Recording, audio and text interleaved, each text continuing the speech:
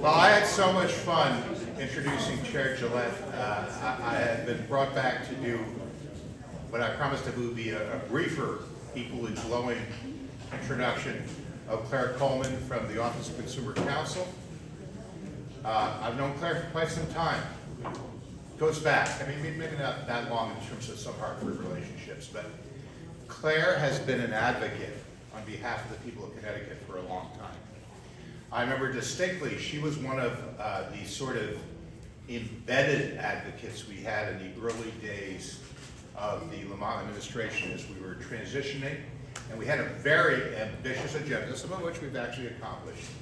But Claire was in a position, in her inimitable fashion of persuasion without smacking people on top of the head, of getting us in the right direction.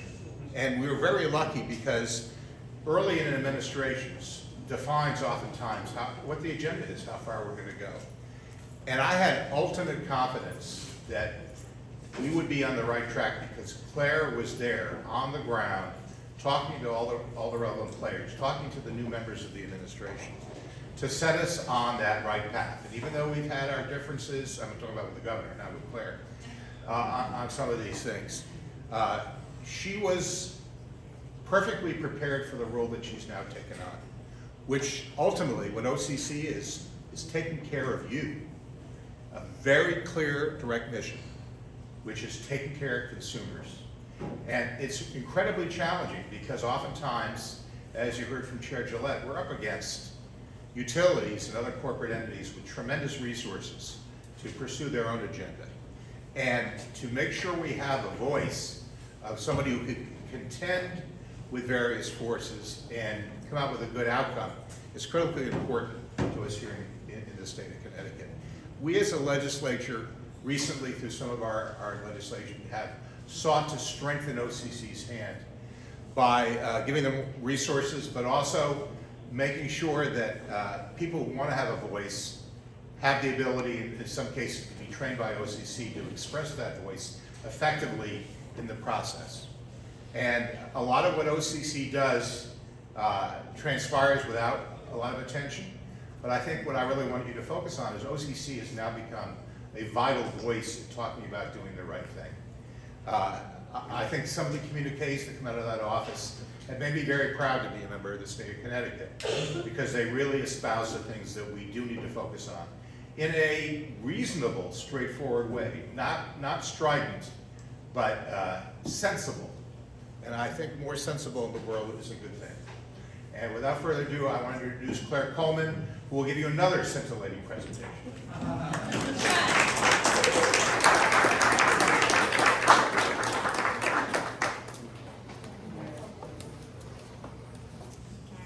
Give me 1 sec to light up here.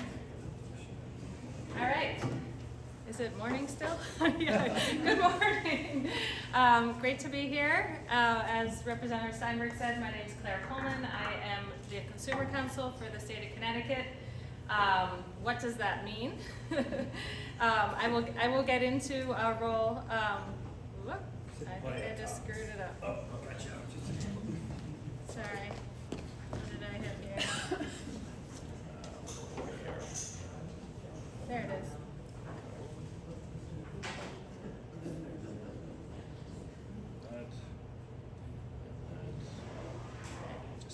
Sorry, overactive finger. All right, so as Representative Steinberg alluded to, I've known a lot of you in this room for a long time. Just a little bit about my background. Some of you may remember me from my EV deployment advocacy days. I see both Charles and Shannon in the room, who, we've been a succession of energy and climate attorneys through what was CFE, and is now Save the Sound, and I worked with a lot of you back in 2016 to 2019 period on some of the policies that we see being implemented now through PURA. As Rep. Steinberg alluded to, in 2019 I joined the Lamont administration through the Office of Policy and Management, played a lot of hats in that role, still was engaged in climate and energy work, and when the Consumer Counsel role opened up, I jumped on it because I really saw it as a way to blend, my advocacy skills and my interest in energy and climate mitigation issues and represent consumers as a whole. So our office is an independent agency. We are statutorily authorized to represent the voice of consumers. Now that, of course, is a hard question. What are the interests of consumers, and how can we have confidence that we're advocating for the right policy positions? We do that through a lot of evidence-based research, analysis. We have the ability to retain consultants when we work in PURA dockets, and that's really to help us be successful counterweight or counterpoint to the utilities, as both Chair Gillette and Rep. Steinberg mentioned. They are a mighty force with endless resources, which we try to contain, but there still feels like there's a big team. We have a team of 20. It's a mix of financial experts, accountants, economists, a lot of lawyers, some support staff, and we work in all areas, not just on the electricity side, but also gas, water, distributed energy resources, telecom. We have an Office of State Broadband that works on accessible, equitable access to affordable internet. So we are busy. I got the tap there. So as you've heard about this morning, there's a lot to balance when you think about what it is that will benefit consumers, and we are in a changing time right now where we're making investments in the future of our grid, and we're also very concerned with affordability and transparency. So our role is to advocate for and ensure that the voice of the consumer is present in the many dockets that you heard Chair Gillette talk through. We are active in all of the equitable modern grid dockets, as well as rate cases, and really try to bring out both evidence, because as a regulatory entity, PURA cannot come to a conclusion without a record being developed. So we are there putting forward evidence to help set the record so that PURA has a strong basis to make pro-consumer decisions. Just a few more areas that we work in. We're active on the Energy Efficiency Board, which I know many of you interact with. One of our economists is currently the vice chair. We love the saying, the cheapest energy is the energy you never use, and are strong advocates for using energy efficiency as a way to bring down costs. And we know that through the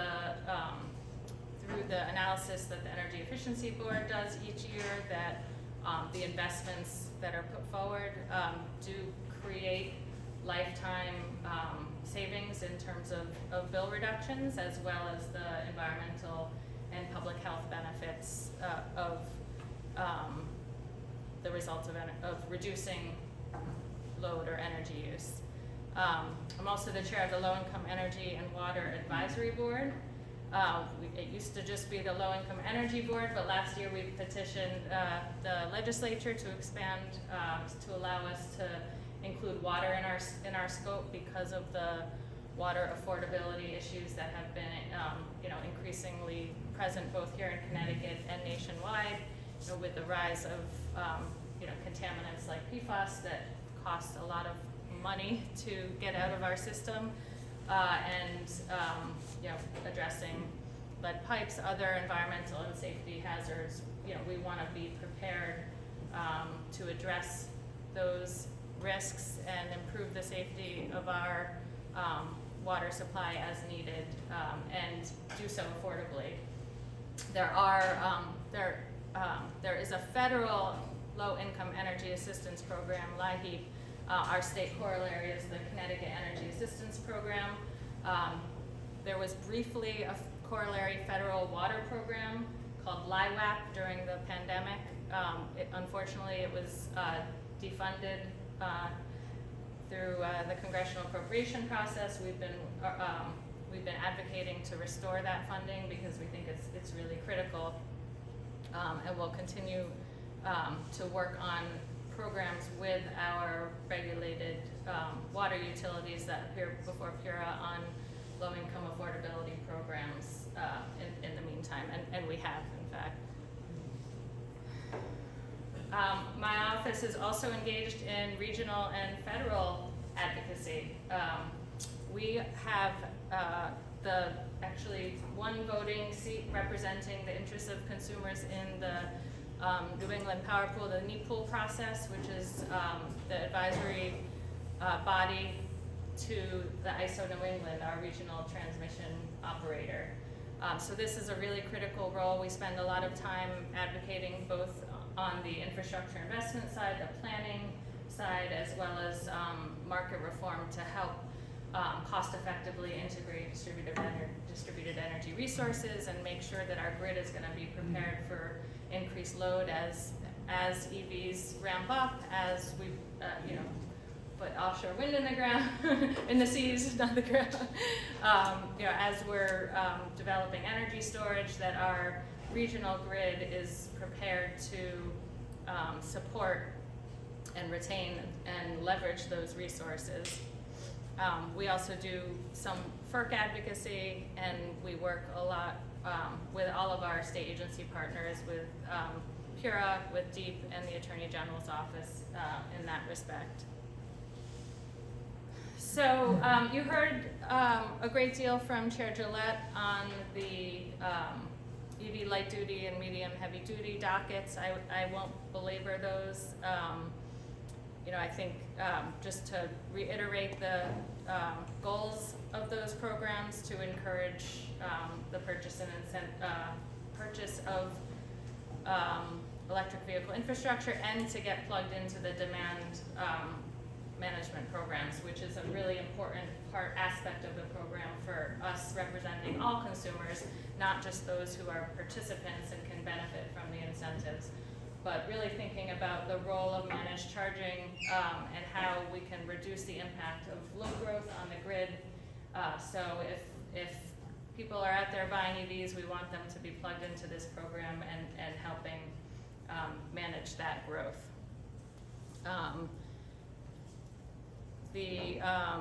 In terms of the rate structure, I think Chair Gillette touched on this a bit, but from our perspective as the consumer advocate, we are always concerned about how much these programs are costing and what the utilities are seeking to recover, because these are costs that they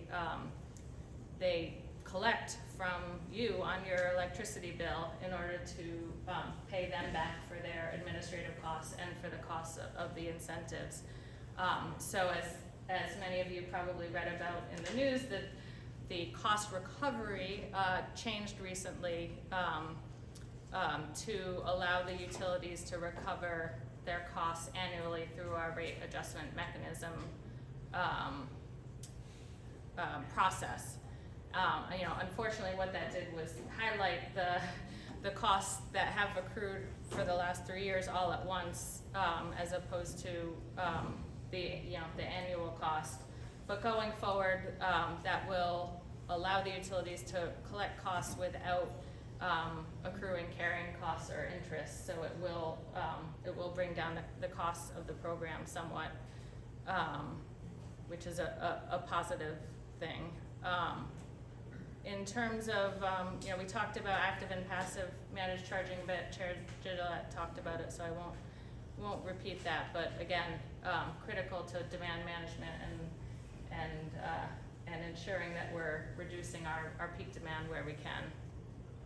So, Barry asked me to come speak, and I think we even chatted last year about potentially, and it didn't work with my schedule, but I'm really grateful he followed up with me. A lot of people don't want to hear from the ratepayer advocate because sometimes we we play a hard role because we're advocating for strong policy and long-term, in the framework of the clean energy transition, we have a hard balance, right? We know that there are a lot of long-term opportunities with electrification, both in the building sector, the transportation sector, and then as we clean up our grid and have more local, stable, reliable energy resources, as opposed to relying on volatile fossil fuels from halfway around the world. That in the end is a better vision and a place for all Connecticut consumers, whether you're an EV or solar owner or not. The challenge is that this transition costs money, right?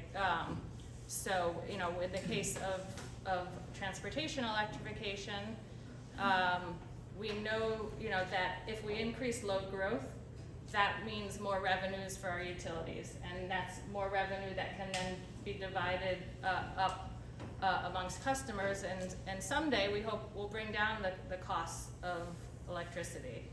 But right now, while we're in this transition where we're paying for incentives for charging infrastructure, where we know that there will be a future point where we need grid infrastructure investments, those are costs. So for us, we balance the short-term needs with the long-term, the short-term constraints, I should say. We don't have an endless wallet, with the long-term opportunities. And as I'll speak to a little bit later, we also advocate for alternative sources of funding, which I think we've done a pretty decent job in the EV space. Just to, this is a little hard to read, but this lists all the different programs for EV deployment. In addition to the EV charging program established by PURA, there's also cheaper. There's money through the VW settlement. There are federal tax incentives. Norwich Public Utilities has its own EV incentive program, and then there's the NEVI federal funding that's hopefully getting the EVs along our highways and other corridors. So there is a collective and wide-ranging form of incentive programs, which is a good thing, and I think a model for other distributed energy resources, because we can't just rely on ratepayers, on customer electric bills to make this transition. It's just simply too big. I'm gonna go back. So in the other piece of work we do, and Chair Gillette referenced this a bit in terms of EV investments. I mean, we evaluate carefully the statements and advocacy of our utility companies around EV deployment. And unfortunately, there was some confusion or misinformation being shared, and actually inaccurate statements around the results of the UI rate case that we participated in last year. So I just thought that it would be an important space for a group of EV advocates to help set the record straight that neither the arguments that we made at the Office of Consumer Counsel or in my view the decision of PURA were discouraging to electric vehicle incentives as it was framed.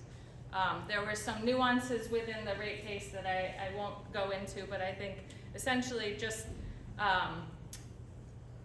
there were issues about the timing and sequence of how UI was seeking recovery for both the EV program incentives and the administration of that, which they voluntarily said we're not seeking compensation for that, as well as this issue of capital expenses.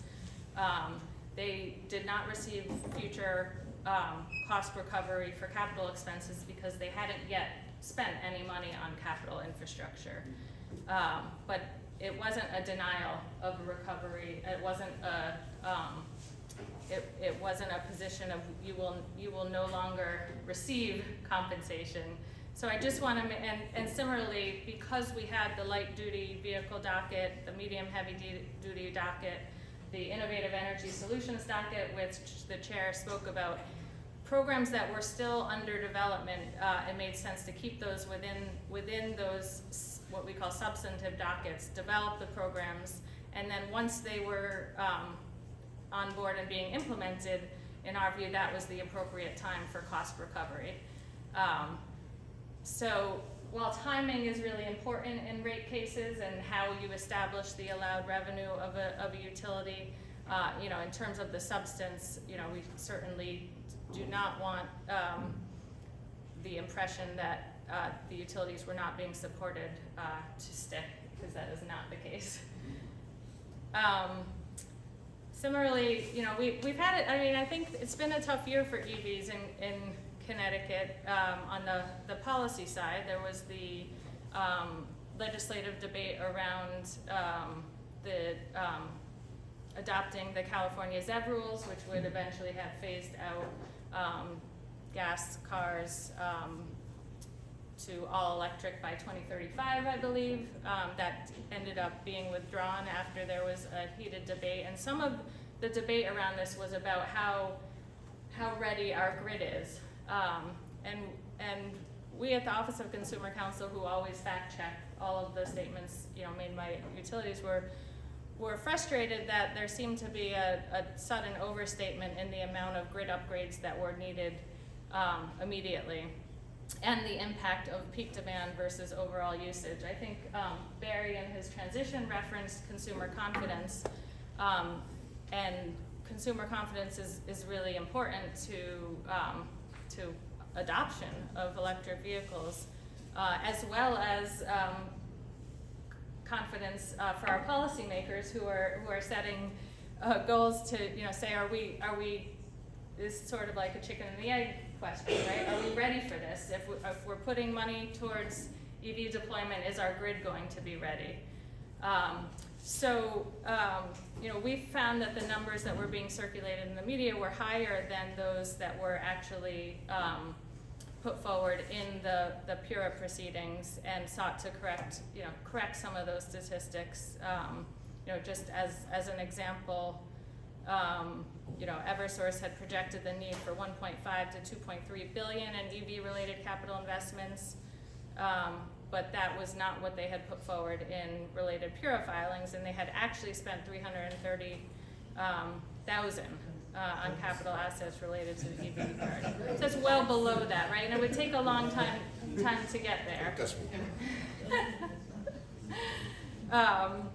So just want you to know we're there, you know, fact checking and making sure that the discussion we're having, while we do care about costs and we want to contain costs for consumers, we also want to ensure that everybody has accurate information.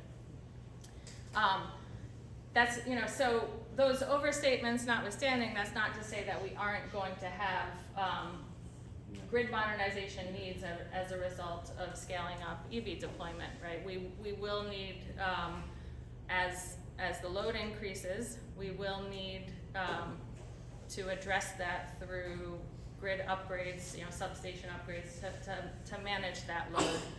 This chart is from an ISO New England Regional System Plan report just showing all of New England. They are busy planning for the increased load due to transportation electrification, as we are here in the state. And our utilities need to do that. So we do play a constructive role in trying to help plan for that. Chair Gillette mentioned the performance-based rate-making docket. Our office, the Office of Consumer Counsel, is heavily involved in the PBR docket, advocating for performance incentives, metrics, scorecards that will help encourage our utilities to make the right investment decisions to support our clean energy transition cost effectively. Two examples of that directly related to the to EV deployment are two scorecards that our office proposed, which were thankfully incorporated into Pura's first straw proposal, an EV managed charging scorecard, as well as a peak demand scorecard. And as we've referenced, as load increases, we need to do a lot of work to avoid overloading our system at high peak times, and the managed charging program is a great tool to do that. So these scorecards are designed to benchmark how we're doing in the state. As EV load changes, are we also addressing peak demand sufficiently, and is our managed charging program successful? The third, there's 3 sub-dockets within the performance-based rate making framework. There's one that's focused on rates and the nitty-gritty on rate adjustment mechanisms and other tools. There's the second, which is focused on the incentives, metrics, and scorecards, which I just referenced, and then the third is focused on integrated system distribution system planning, IDSP, which is really critical to ensure that we are prepared and our utilities are accurately and proactively preparing for this increased load due to the growth of distributed energy resources, as well as the transportation electrification. The intent of this is to increase transparency and have a forward-looking plan so that we know, years in advance how the assumptions the utilities are making, and there's a stakeholder process. So as Chair Gillette mentioned, this is a great opportunity for those of you in the room who have interest and expertise to come share your thoughts and views. Just like my office, the Office of Consumer Counsel, submits comments and briefing and expert testimony, there is the ability for you as an organization or individually to engage as well. And I echo Chair Gillette's encouragement that the broader the record, the more voices. I see Kathy nodding. She's been really awesome at rolling up her sleeves and getting engaged in these very technical dockets. But it does help to have more voices. The goal is not to have it be the OCC and the utilities sort of back and forth, but having your voices and perspectives does really add value. So again, this slide, it really just encapsulates the balancing that we need to do. We support equitable access to electric vehicle charging and infrastructure, managed charging and consumer engagement to reduce grid impacts is critical. Using, through the IDSP and other processes, encouraging grid enhancing technologies, which can reduce the costs of, reduce the need for transmission upgrades, and address increased load in a much more cost-effective way. And really just, we see our role as providing education and analysis to help, everybody go along this windy road where we're all balancing a lot of objectives, and they are often competing. Our office balances equity, affordability, the rate pressure that consumers are facing, with which really motivates us to seek other alternatives, sources of funding off of the electric bill to help support these programs. And certainly that's something we encourage advocates of DERs and EVs to also consider, because as I said at the outset, I do believe that the future will be a safer, more reliable, more affordable space for us all to receive our electricity, but we have a long ways to go, and need to keep working together to balance all of these competing objectives to get there. and I think balance is important, particularly in this time of high rates, because there is a concern about, as we've seen in the press, some backlash and concerns about programs being too expensive, and discussions around eliminating them.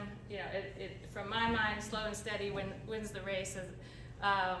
Though I know we don't have much time here, but we should all keep that in perspective in terms of achieving long-term goals successfully. So thank you again for the ability to be here, and I don't know if you want to, what the timing, take a couple questions? Sure. Phil. Oh, sorry, am I picking or is someone else? How's it going? Phil with Mega down from Harvard. I was wondering, has your office, it's a little choppy. Has your office considered studying the precedent of the country of Germany? They had the Green Party gained office in 2009, and they had good policy where solar was incentivized for consumers as well as local arrays. And then what happened was the utilities going in and out. The utilities were here you go. So they had policy that was incentivizing consumers and local solar arrays, and then the utilities were then just managing, they're just managing, balancing the grid load. So it was kind of a change in even the role of the utilities. So, we're wondering, where will the power come from? It can come directly from the communities. Like, I'm always seeing that there's restrictions on how much solar you can put out. It should be unlimited. Whatever land you have, there should be no restriction on the amount of solar you can put up, and then be able to profit from, like this parking lot right here. So there's this initial question about to be able to perhaps imitate the successful deployment that Germany had through by 2015, they were able to achieve 51% solar clean energy for the grid. It's extraordinary. And then 9 years later, just this summer, California's already hit 100%. Of course, big sunny state like that with huge revenue. But I'm suggesting, what would it take for us to just really have a robust microgrid development program? I will certainly look at Germany. We have looked at Germany a bit in the performance-based rate-making context, but I'm not familiar with their solar program, so we'll maybe catch you after. You can share me a link. We do like to learn from our Europe is ahead of the US in a lot of these areas. And Norway and Sweden at 2025, you know about exactly, that. Yes. But certainly, so we'll look into that. I mean, I think here, in Connecticut, the limitations because our solar programs are connected to ratepayer funded incentives, that is where the drive, I guess, or the impetus to limit them. You referenced caps, but from my perspective, as solar becomes more competitive with the market, eventually we're going to no longer need those incentives embedded, and once it's a fully formed market, the sky's the limit, right?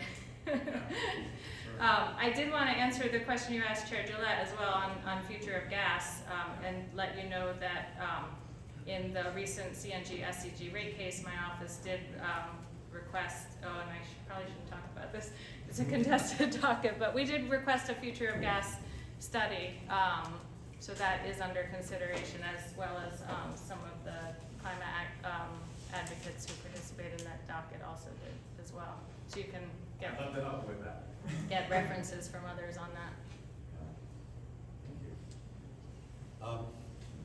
Several years ago, Deep hosted a session with MJ Bradley Associates, a consultancy that was doing a study on electric vehicles and transportation, and their point was that because most EV charging is happening during off-peak hours, and of course the whole EV rate designing is paying people to do that, that the utilities would collect revenue on this off-peak period, and they would exceed what the expected cap was for their profitability, and that revenue, that portion of the revenue would have to be returned by the ratepayers.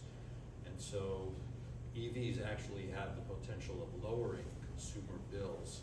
And I'm just wondering what we can do to get that message out there in the marketplace, if I understood it correctly. Yeah, no, I'm familiar with that study, and that was one I referenced, and I think there have been some follow-ons to that. EEEE maybe, and I think the NRDC has done some analysis. I think the challenge is we need significant amount of load growth to get there to that point where the revenues are greater than the costs of the incentives or the EV infrastructure. So because that's the sweet spot, the future.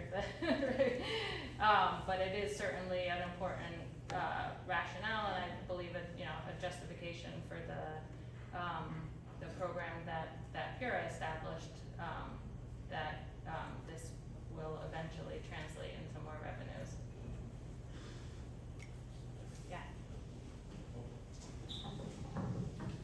Hi, Brandon Mark from the City of Stamford. Thank you for a great presentation. I had a kind of a two-part question. The first was, can you just kind of go over the aspect of Eversource's claiming they need to spend like $1.5 billion and them only spending about $330,000? Like, what specifically did they say they need to focus that spending on? Is it purely like their distributed, like the distribution equipment, or like what parts do they need to be spending on this, and how is that tracked? I think it was mostly substation and distribution upgrades needed to carry that load. It was mostly reported through the media and discussions that were being had with the legislature around the zero emission vehicle, the adoption of the California Clean Car Standards, as well as their concerns on cost recovery around the electric vehicle program, which I think is distinct from the more evidence-based discussion we're having in the integrated distribution system planning docket, which really allows us to get under the hood and see when are these investments going to be made. I mean, I want to be careful because I do think eventually we'll get to those numbers, but we're nowhere near there now. And when you throw out those high numbers and people think this is what we're spending now, it causes the brakes to be hit in terms of policies that support deployment of more EVs. And just the part two to that, do they make any similar claims when it just comes to like the added demand for energy from just an electrification standpoint, as more of their customers are switching from gas to electric? Are they claiming they need to be spending a lot more, and are you able to kind of track that data to see what is actually being increased on a demand basis for There's customers? two places we do that. One through these distribution system planning dockets, but also in rate cases. That is our opportunity to look at projections and compare them to what actual spend is and what the needs, the actual needs of the grid are as compared to those projections. And that is one of the sort of battling elements of a rate case where they come in and say, we need this amount of money for this amount of infrastructure. And it's a tricky space to be in, because it can often be framed, and has often been framed, when we try to contain the costs of the utilities, it's then spun as, oh, well, you're not supporting the grid modernization, you're not supporting the clean energy transition. That's not true. What we're trying to do is ensure it's done in the most cost-effective way so that we can sustain the progress and not use the clean energy transition as a mechanism to increase profits of our utilities. We need to do the opposite because we have a lot of expensive infrastructure to deploy in order to get there. So, really cost containment of non-essential expenditures becomes even more critical. So what Chair Gillette was saying and what you were saying, it's important now more than ever to really be privy to all the different dockets that are out and be able to track those so we know kind of exactly what the utilities are kind of playing behind the scenes or Yes. what they're saying to the media.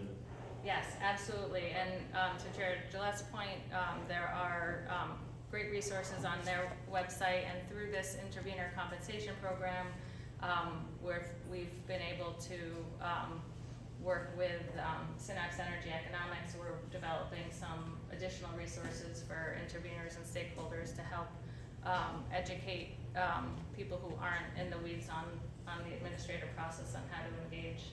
We have our first video coming out in a week or so. So we'll make sure that Barry has the link and can circulate it to everyone that is a member of the club. Thank you. Thank you.